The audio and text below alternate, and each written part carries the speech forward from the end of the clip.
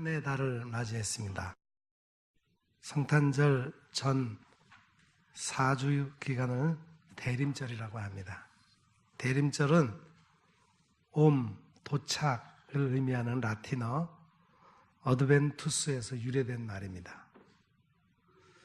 이것은 그리스도의 오심을 뜻하는 겁니다. 주님의 탄생을 미리 기대하며 자신을 가다듬는 시간입니다. 이 절기는 예수님의 탄생을 준비하는 기간입니다. 히브리인들이 과거 수리아 사람들에 의해서 제단에 세워졌던 부정한 것을 몰아내고 성전 청결 작업을 함으로써 그들의 종교적 자유를 다시 찾은 그 승리를 축하하기 위해서 행했던 빛의 축제가 지금은 성탄을 즈음한 대강절의 빛의 축제로 변경이 되었습니다. 오늘날에는 촛불 대신에 다양한 색 전등으로 어두움을 밝히고 있죠. 그래서 성탄을 즈음해서 거리거리를 밝히며 어두움을 몰아내는 아름다운 밝은 빛은 성탄을 준비하는 우리의 마음에 큰 기쁨을 주며 빛으로 오신 그리스도를 생각하며 스스로 어두움을 밝히는 빛으로 살 것을 다짐하게 하는 그런 의미를 갖게 됩니다. 그리고 이 대림절은 과거의 죄에 대한 참회를 하고 신앙적인 새로운 결단을 하는 기간이기도 합니다. 심판주로서 주님이 다시 올 것을 기다리며 자신을 돌아보는 참회와 신앙적인 새 결단이 우리에게 있어야 하는 의미 있는 기간입니다. 이 대림절 기간 동안 하나님의 나라를 소망하는 가운데 말씀을 하나님의 나라와의 은혜와 여기 여러분의 심령 속에 차고 넘치기를 주님의 이름으로 축원합니다. 여러분, 우리 인생의 궁극적인 목적이 무엇입니까? 그것은 하나님을 영화롭게 하고 하나님 나라를 준비하는 것이 우리의 인생의 목적입니다. 하나님의 나라를 준비하는 삶, 그것은 나그네 의식에서 시작합니다. 우리의 본향은 이 땅이 아닙니다. 저 하나님의 나라가 우리의 본향이고 그 본향을 향해 우리는 지금 나그네 인생을 살고 있는 겁니다. 그리고 인생이 나그네인 것을 알기에 하나님 나라를 준비하며 살아가는 것이 저와 여러분인 것입니다. 여러분, 가장 중요한 것은 우리의 나그네 인생길에 어둠을 밝히시려고 예수님께서 이 땅에 오신 크리스마스를 앞에 두고 우리 자신이 어떤 마음을 갖느냐 하는 거예요.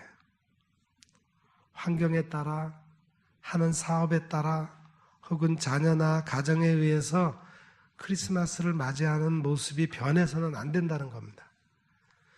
이것은 신앙이 변질되어 가고 있다는 증거예요. 하나님이 절대적인 기준이 아니라 세상이나 내가, 가정이, 자녀가 기준이 되어 가고 있다는 신호예요. 그러므로 우리 그리스도인들은 어떤 환경에서도 주님을 기다리는 마음에는 변함이 없어야 합니다. 성탄을 맞이하는 우리의 마음은 어렸을 때나 지금이나 풍요할 때나 어려울 때나 변함이 없어야 하는 겁니다. 왜냐하면 주님께서는 절망적인 이 세상에 희망을 주셨기 때문입니다. 타락과 범죄로 인해서 영원히 죽을 수밖에 없는 인간에게 영원한 생명을 주셨기 때문에 인간은 주님을 만나야 합니다. 우리에게 오시는 예수님은 좋은 소식을 주시는 분이에요. 우리가 날마다 받아보는 신문과 방송들의 대부분은 좋은 소식보다는 나쁜 소식을 더 많이 전하고 있습니다. 우리 주변을 둘러보아도 누가 불치병에 걸렸다더라, 누가 죽었다더라 하는 소식이 즐거운 소식보다 더 많습니다. 그래서 혹시 나에게도 이런 일들이 생겨나지 않을까 하는 불안과 걱정을 하게 됩니다. 2018년을 마감하는 시점에 서 있는 우리는 올 한 해 동안도 수없이 좋지 않은 소식들, 불행한 소식들, 무서운 소식들을 접해야 했습니다. 이런 세상에 사는 동안 우리는 주님께서 우리에게 오셔서 주신 소망을 기억해야 합니다.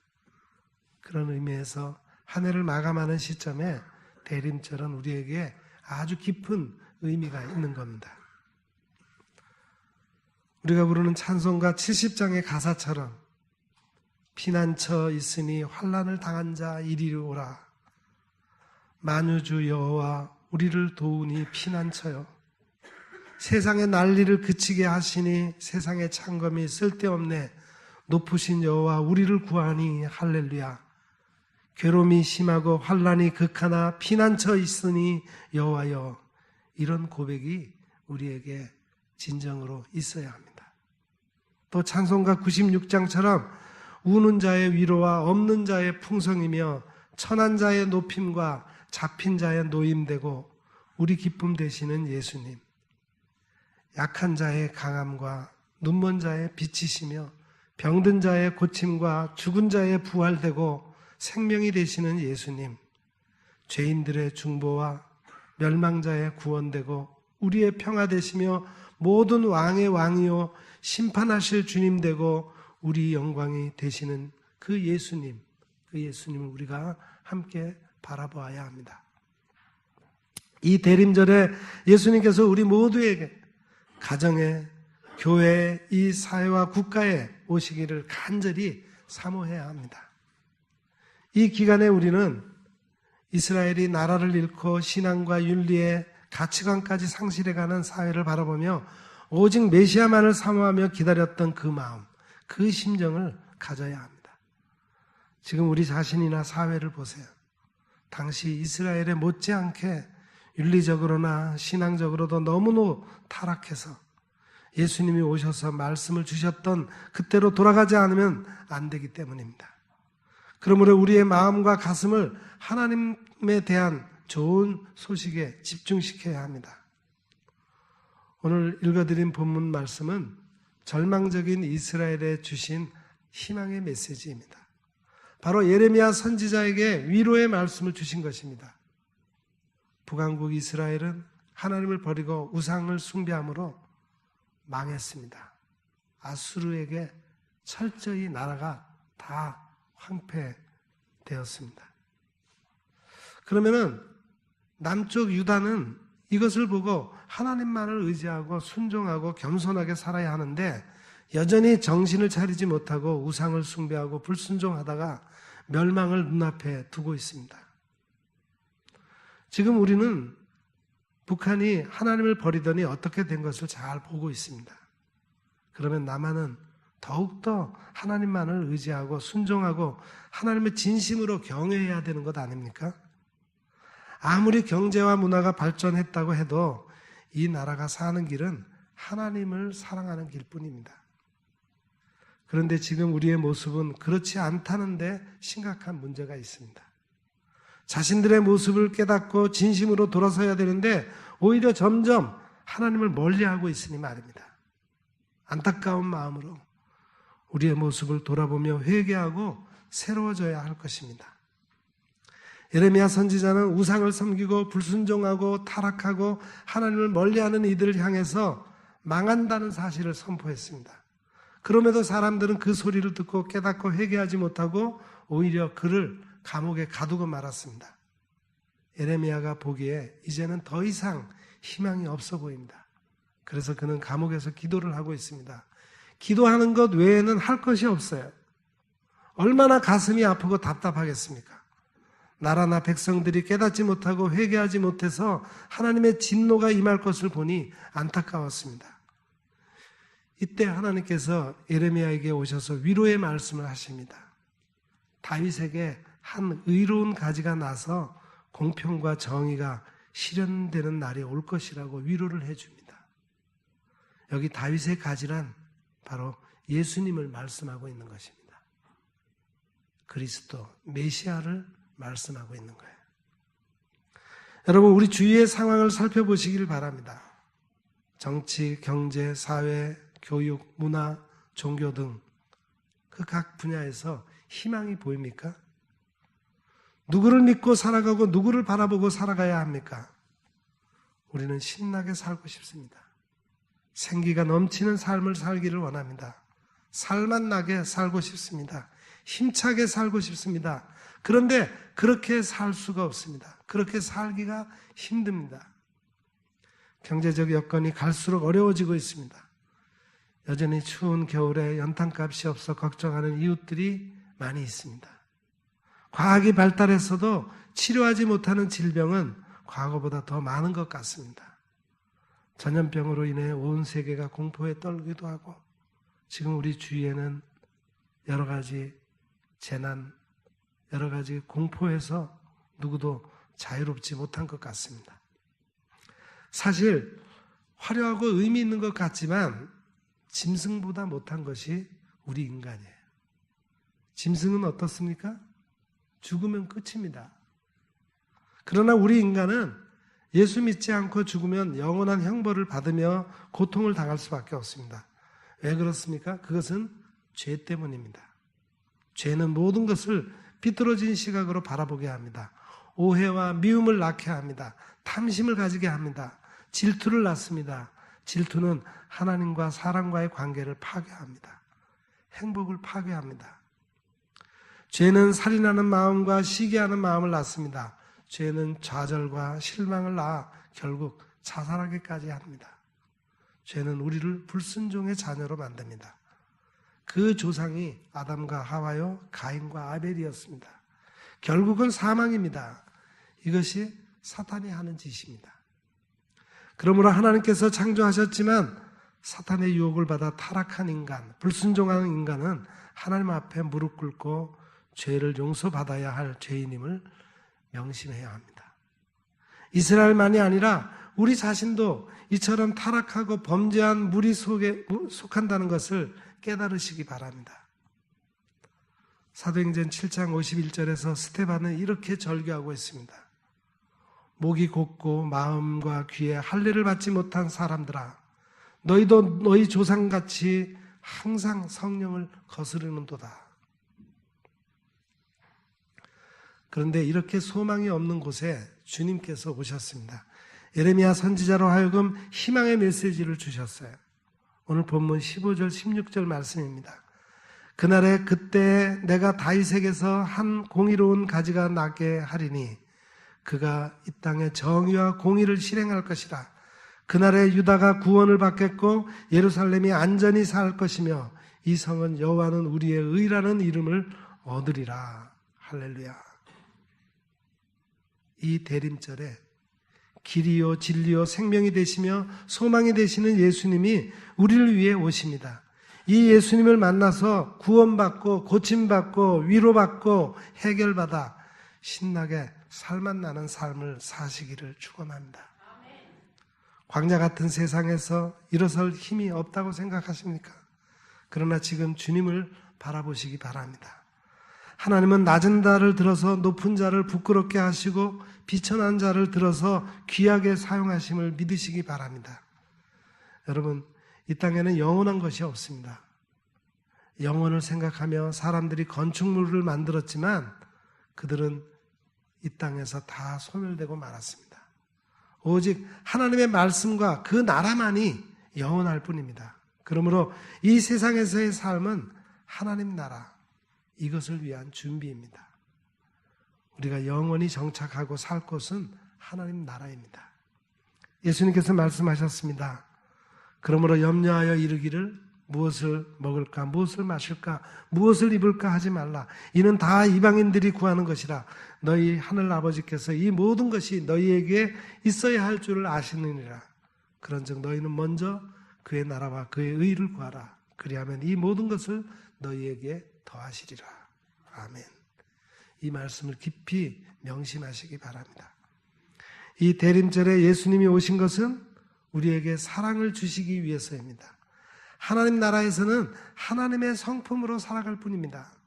그런데 우리는 은사와 달란트 이런 것에 관심이 많습니다. 물론 중요하고 꼭 필요합니다. 그러나 우리는 먼저 하나님의 성품을 열매 맺어야 합니다.